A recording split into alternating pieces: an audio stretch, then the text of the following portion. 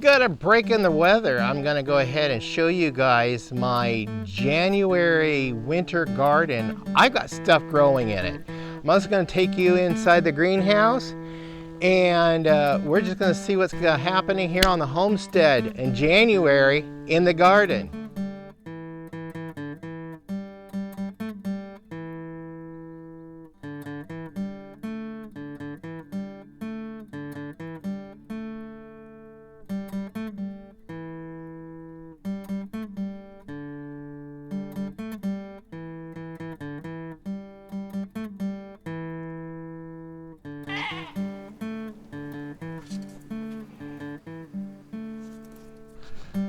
Welcome back to Pine Meadows Hobby Farm. I'm your host, Jaymi Hanson. This is the Homestead Garden Series. And I wanted to show you guys what's growing in my winter garden. Yes, this is January 5th, 2021. I've been doing an experiment last year, and that is trying to grow something every month that I can and see how successful I am throughout the year.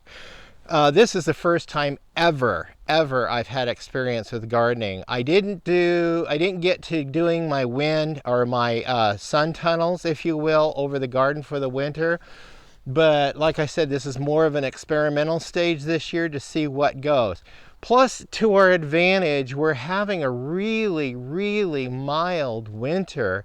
I was aware that this was going to be coming on like this when I consulted the Farmer's Almanac.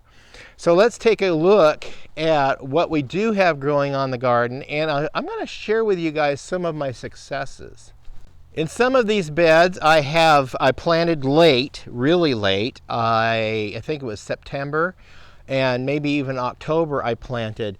So I have some kale, and I also have some cauliflower growing in this garden, and looks like that's all that's growing. Nothing else grew. I do have some carrots growing over here, and it looks like I did plant some beets over here, and they are growing as well, and so are snow peas or snap peas. In this other bed I have some peas. It looks like they're really struggling to grow. This may be wrong for them. I might start them off a little bit earlier and try to get 2 crops out of them throughout the year. I'm going to start consulting Farmer's Almanac. Anyway, this Swiss chard that was sent to me, I was gifted a packet of this rainbow Swiss chard from a viewer in Canada.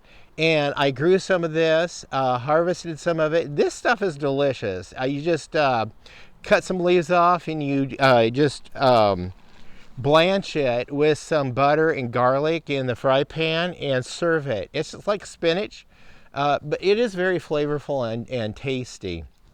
I do have some other radishes growing in this bed. They're struggling to grow. So just to be transparent with you guys, some items up here are just struggling to grow. So I guess it's just not a good idea to plant this late in the year because the plants just aren't doing well. Cabbage is doing, it's kind of stunted.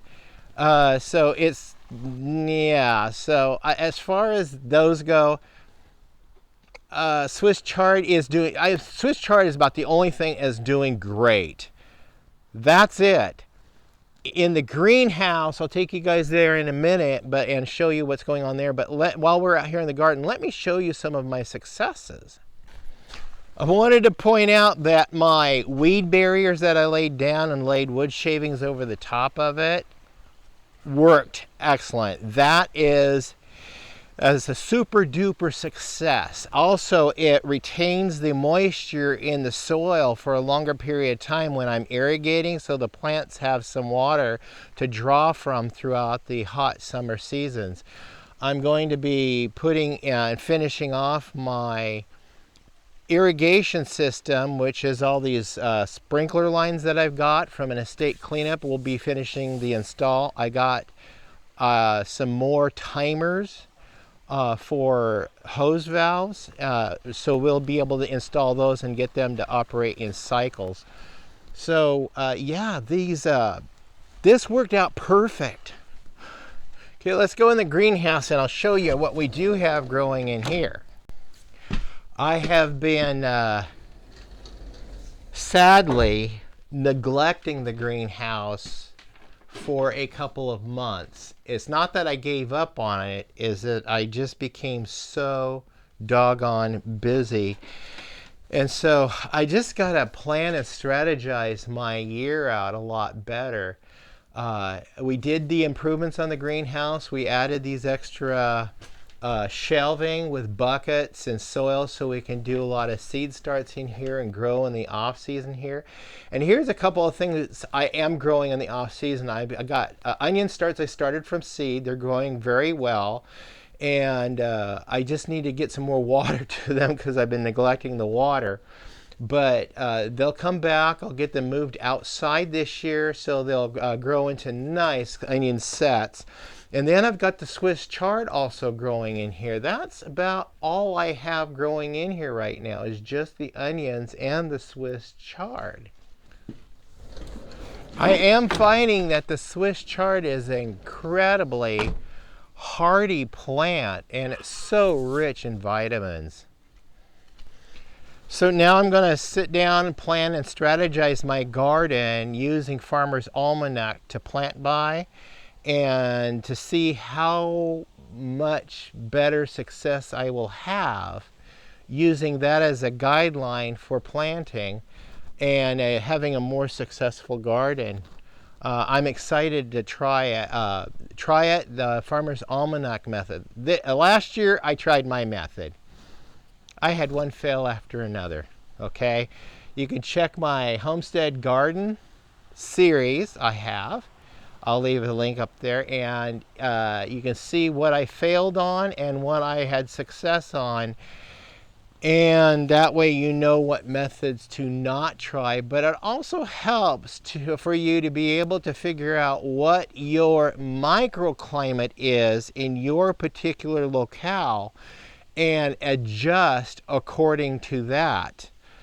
I live in a little valley tucked high in the Cascade Ranges of the Pacific Northwest. So yes, we do have a microclimate up here in this little valley that's completely different from the big valley just south of us. That climate, totally different. What they can grow down there, we can't grow up here. Their leaves, I notice in the spring, their leaves burst forth with leaves a whole month ahead of ours up here. And it's just like 2 miles difference. So with all these Oregon mountains and valleys, it does create these warm pockets and cold pockets. So we do have little microclimates here. So it's not like one size fits all cookie cutter gardening for everybody. You have to figure it out and do like the pioneer did and the Indians, the natives. They just observed nature for a period of time and knew where to build, where not to build. And they also learned what to plant, when to plant it, how to plant it, and where to plant it. So, just take a hint from nature.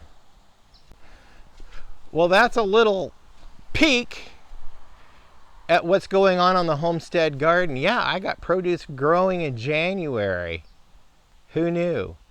I'm your host, Jaymi Hanson. This is Pine Meadows Hobby Farm. I want to thank you guys for sharing this adventure with me. Please stay tuned to more videos. You could do that by subscribing, then clicking that bell icon. That will alert you to new videos as I upload them. Also, clicking that share button, sharing my videos on your social media platforms really helps out the channel a lot. Please leave a comment, and always remember, please be safe and always be kind. We'll see you in the next episode. Bye-bye. Now there's a good sign.